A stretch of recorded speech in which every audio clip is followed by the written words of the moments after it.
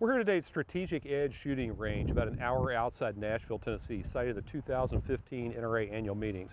And I'm here with Knox Williams, who is President and Executive Director of the American Suppressor Association. Knox, tell us a little bit about the ASA and why it came to be and what its goals are. So the American Suppressor Association is a nonprofit trade group.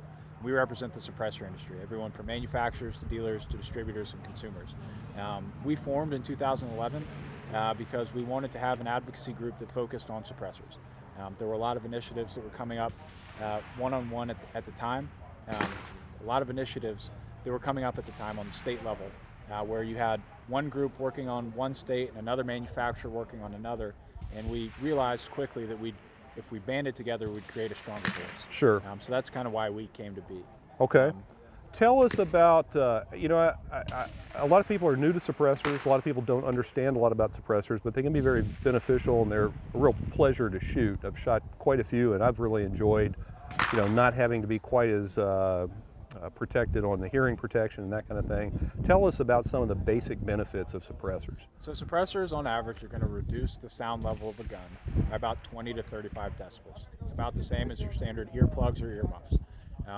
It's not going to silence a gun, but it's going to reduce the sound level to make it a much more fun and comfortable shooting experience, make it safer as well. You're also going to reduce the recoil, which makes shooting, in my opinion, a lot more fun. Sure. For smaller shooters, new shooters, female shooters, it makes a big difference. And when you get into large caliber rifles, it makes a tremendous difference.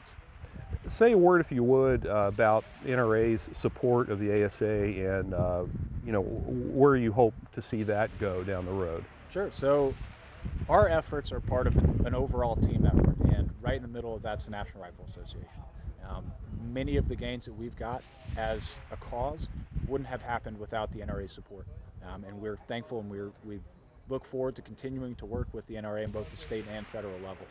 Now, what would you say to guys out there that are watching this that might think, hey, I really need to look into this. Where can they go to find resources about whether suppressor ownership is legal in their state and how to go about filling out the paperwork and the forms to acquire a suppressor? Sure. So on our website, we've got a lot of information about the legalities of suppressors.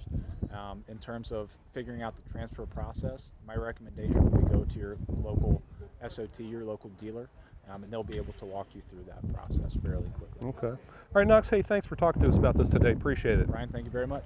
So for more about suppressor ownership, visit AmericanSuppressorAssociation.com.